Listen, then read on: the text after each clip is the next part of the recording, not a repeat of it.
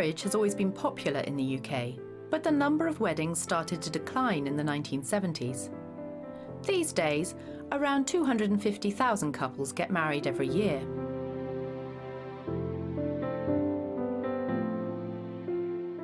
Most people used to marry in a religious ceremony.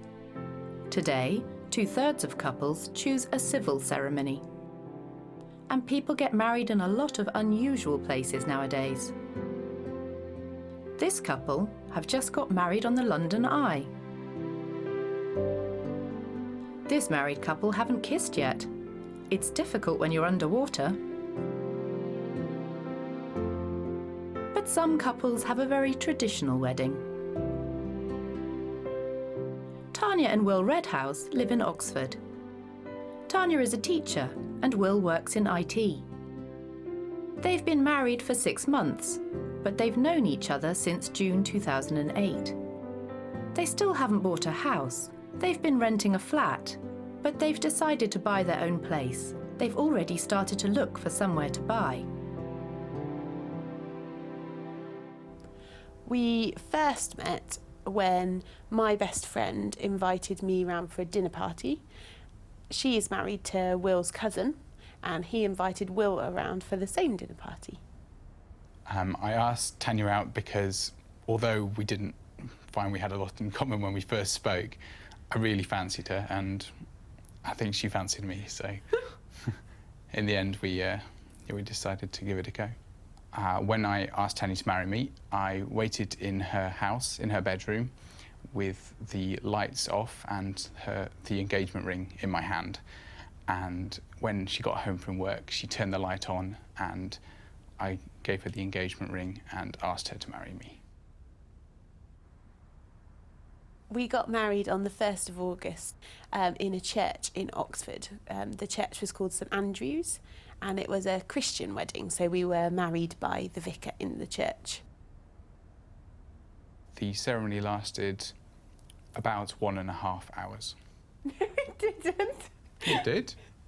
It lasted about an hour. About an hour. I wore a dark grey suit with a green and white waistcoat, and my best men and ushers wore the same. I had a different flower to them, so to indicate I was the groom. What did you wear? I wore a traditional white wedding dress, and my bridesmaids all wore long greeny blue dresses, and I also had a page boy and a flower girl.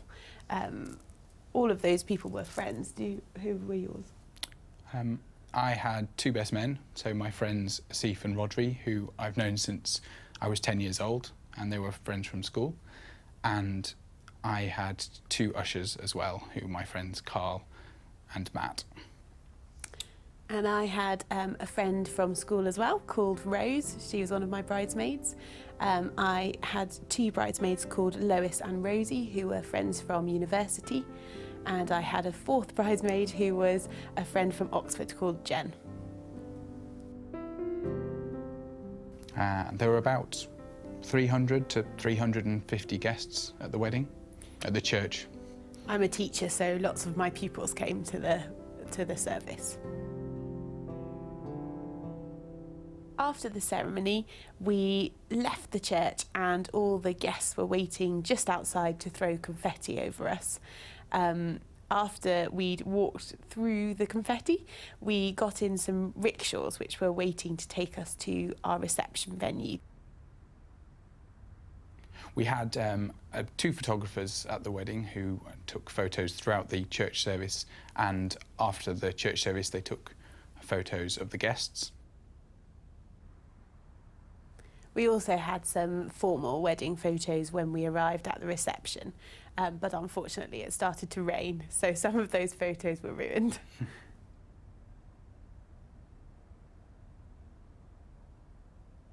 Following the photographs, we had a meal, and after the meal we had 3 speeches from Tanya's father, and a speech from myself, and a speech from my 2 best men, who, although I was slightly embarrassed by their speech, they managed to entertain the guests quite well.